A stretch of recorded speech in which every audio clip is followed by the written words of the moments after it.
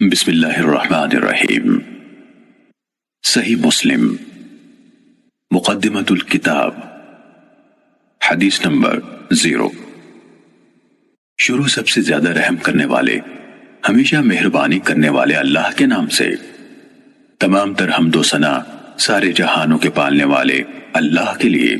اور بہترین جزا تقوی اختیار کرنے والوں کے لیے ہے۔ اللہ خاتم النبیین محمد صلی اللہ علیہ وآلہ وسلم پر اپنی رحمت نازل فرمائے اور تمام نبیوں اور رسولوں پر بھی۔ اس کے بعد اللہ آپ پر رحم فرمائے۔ بلا شبہ آپ نے اپنے پیدا کرنے والے کی توفیق سے یہ ذکر کیا ہے کہ آپ دین کے طریقوں اور احکام کے بارے میں رسول اللہ صلی اللہ علیہ وآلہ وسلم سے امت تک پہنچنے والی تمام احادیث کو ان کی منقولہ اسناد سمیت جاننا چاہتے ہیں، اور ان احادیث کو بھی جو ثواب اور عذاب، رغبت دلانے اور ڈرانے اور ان جیسی دوسری چیزوں کے بارے میں ہیں، اور اہل علم نے ایک دوسرے سے لیں اور پہنچائیں۔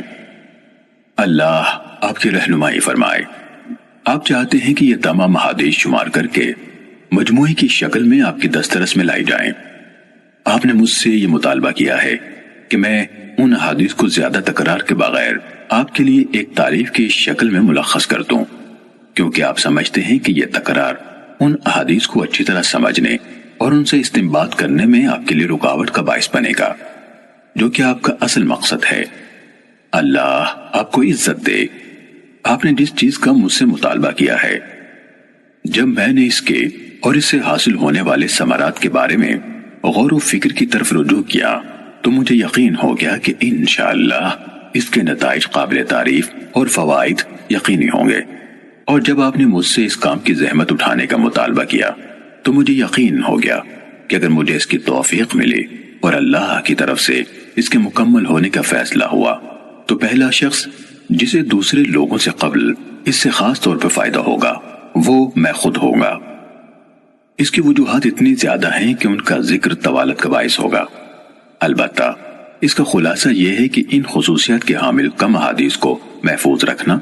اور ان میں اچھی طرح مہارت حاصل کرنا انسان کے لیے کثیر احادیث کو سنبھالنے کی نسبت زیادہ آسان ہے،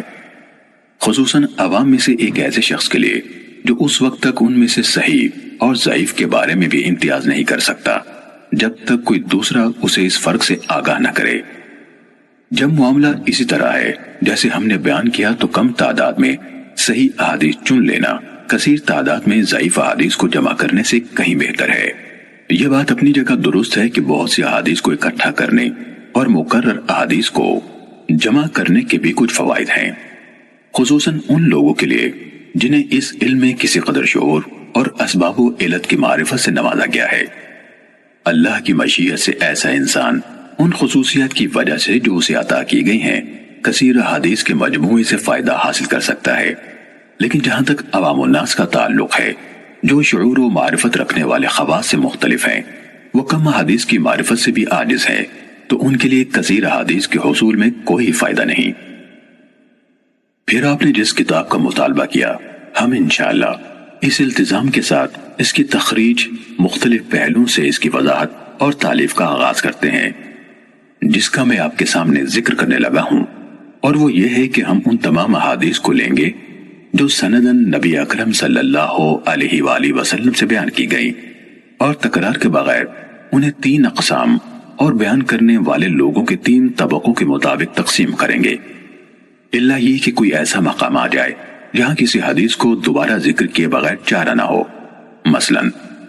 اس میں کوئی معنی زیادہ ہو یا کوئی سند ایسی ہو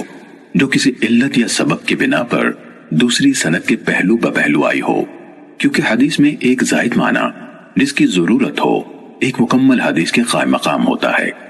اس لیے ایسی حدیث کو جس میں ہمارا بیان کردہ کوئی معنوی اضافہ پایا جاتا ہے دوبارہ لائے بغیر چارہ نہیں، یا جب ممکن ہوا تو ہم اس معنی کو اختصار کے ساتھ پوری حدیث سے الگ کر کے بیان کر دیں گے، لیکن بسا اوقات اسے پوری حدیث سے الگ کرنا مشکل ہوتا ہے، اور جب اس کی گنجائش نہ ہو تو اسے اصل شکل میں دوبارہ بیان کرنا زیادہ محفوظ ہوتا ہے۔ البتہ جہاں ہمارے لیے اسے مکمل طور پر دہرانے سے بچنا ممکن ہوگا اور کامل شکل میں ہمیں اس کی ضرورت نہ ہوگی تو ہم انشاءاللہ اس سے اجتناب کریں گے۔ جہاں تک پہلی قسم کا تعلق ہے، اس میں ہم یہ کوشش کریں گے کہ انہی احادیث کو ترجیح دیں جو دوسری احادیث کی نسبت فنی خامیوں سے زیادہ محفوظ اور زیادہ پاک ہوں، یعنی ان کے ناقلین یعنی راوی نقل حدیث میں صحت اور ثقاہت رکھنے والے ہوں، ان کی روایت میں شدید اختلاف پایا جائے، نہ الفاظ و معنی کو بہت برے طریقے سے غلط ملت کیا گیا ہو، جس طرح کہ بہت سے حدیث بیان کرنے والوں میں پایا گیا ہے، اور ان کی روایت میں یہ چیز واضح ہو چکی ہے۔ جب ہم اس قسم کے ثقہ لوگوں سے مرویات کا احاطہ کر لیں گے تو بعد ازیں ایسی روایات لائیں گے جن کی سندوں میں کوئی ایسے راوی موجود ہوں گے جو طبقہ اولا جیسے راویوں کے حفظ و اتقان سے متصف نہیں، لیکن وہ بھی انہی میں سے ہیں، چاہے ان صفات میں ان سے ذرا کم ہے جن کو ان سے مقدم رکھا گیا ہے، لیکن عفت، صدق اور علم سے شغف رکھنے جیسی صفات ان میں عام ہوں، جس طرح عطا بن صائب، یزید بن ابی زیاد، لیث بن ابی سلیم اور ان کی طرح کے دیگر حاملین آثار اور ناقلین اخبار ہیں۔ یہ حضرات اگرچہ اہل علم کے ہاں علم اور عفت جیسی صفات میں معروف ہیں، لیکن ان کے ہم عصر لوگوں میں سے بعض دیگر حضرات ایسے ہیں جو اتقان اور روایت کی صحت کے معاملے میں اپنے مقام اور مرتبے کے اعتبار سے ان سے افضل ہیں۔ اس کی وجہ یہ ہے کہ اہل علم کے ہاں یہ حفظ و اتقان ایک بہت اونچا مرتبہ اور ایک اعلیٰ ترین صفت ہے۔ آپ دیکھتے نہیں کہ ان تینوں حضرات یعنی عطا، یزید اور لیث جن کا ہم نے ابھی نام لیا، ان کا موازنہ حدیث کے حفظ و اتقان میں منصور بن معتمر، سلیمان اعمش اور اسماعیل بن ابی خالد سے کریں تو انہیں آپ ان حضرات سے خاصے فاصلے پر پائیں گے، یہ ان کے قریب بھی نہیں آ پاتے۔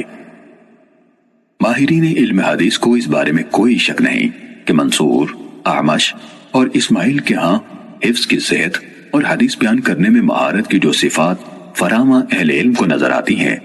ان کے نزدیک وہ عطا، یزید اور لیث کے ہاں اس طرح معروف نہیں۔ اگر آپ دیگر ہمسروں کے درمیان موازنہ کریں تو بھی یہی ماجرا سامنے آتا ہے۔ مثلا آپ ابن عون اور ایوب سختیانی کا موازنہ عوف بن ابی جمیلہ اور اشعث حمرانی سے کریں، یہ دونوں بھی اسی طرح حسن بصری اور ابن سیرین کے شاگرد ہیں جس طرح ابن عون اور ایوب ان کے شاگرد ہیں،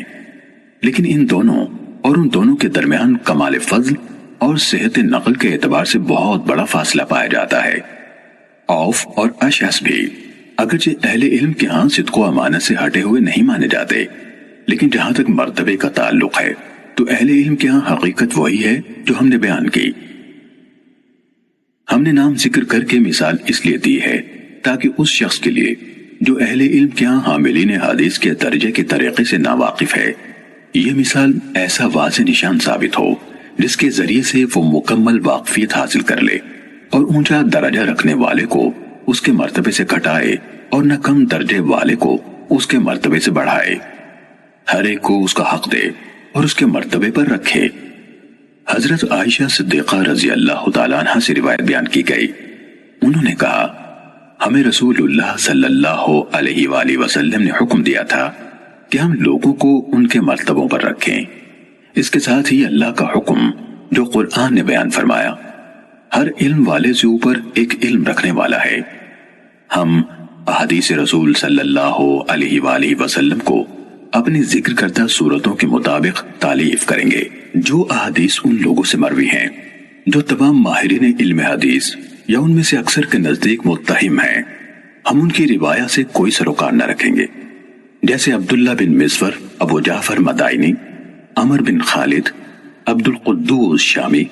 محمد بن سعید مسلوب، غیاث بن ابراہیم، سلیمان بن عمرو نخعی اور ان جیسے دیگر لوگوں کی مرویات سے بھی جن پر وضع احادیث اور روایات سازی کے الزامات ہیں۔ اسی طرح وہ لوگ جن کی مرویات کی غالب تعداد منکر اور غلط احادیث پر مشتمل ہے، ہم ان کی احادیث سے بھی احتراز کریں گے۔ کسی حدیث بیان کرنے والے کی منکر روایت کی نشانی یہ ہے کہ جب اس کی روایت کردہ حدیث کا دوسرے اصحاب حفظ اور مقبول محدثین کی روایت سے موازنہ کیا جائے تو وہ ان کی روایت کے مخالف ہو یا ان کے ساتھ موافق نہ ہو پائے۔ جب کسی کی اکثر مرویات اس طرح کی ہوں تو وہ متروک الحدیث ہوتا ہے، اس کی روایت غیر مقبول ہوتی ہیں، یعنی اجتہاد و استنباط کے لیے استعمال نہیں ہوتی۔ اس قسم کے راویان حدیث میں عبداللہ بن محرر، یحییٰ بن ابی انیسہ، جراح بن منہال ابو عطوف، عباد بن کثیر، حسین بن عبداللہ بن زبیرہ، عمر بن صحبان اور اس طرح کے دیگر منکر روایت بیان کرنے والے لوگ شامل ہیں۔ ہم ان کی روایت کا رخ نہیں کرتے، نہ ان روایات سے کوئی سروکار ہی رکھتے ہیں، کیونکہ حدیث میں متفرد راوی کی روایت قبول کرنے کے متعلق اہل علم کا معروف مذہب اور ان کا فیصلہ یہ ہے کہ اگر وہ راوی عام طور پر اہل علم و حفظ ثقات کی موافقت کرتا ہے اور اس نے گہرائی میں جا کر ان کی موافقت کی ہے، تو ایسی صورت میں اگر وہ متفرد کوئی ایسا اضافہ بیان کرتا ہے جو اس کے دوسرے ہم مکتبوں کے ہاں نہیں ہے، تو اس کا یہ اضافہ محدثین کے ہاں قبول کیا جائے گا۔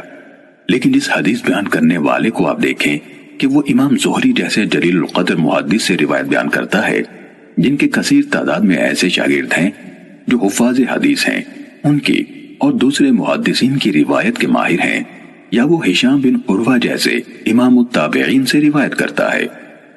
ان دونوں کی احادیث تو اہل علم کے ہاں خوب پھیلی ہوئی ہیں،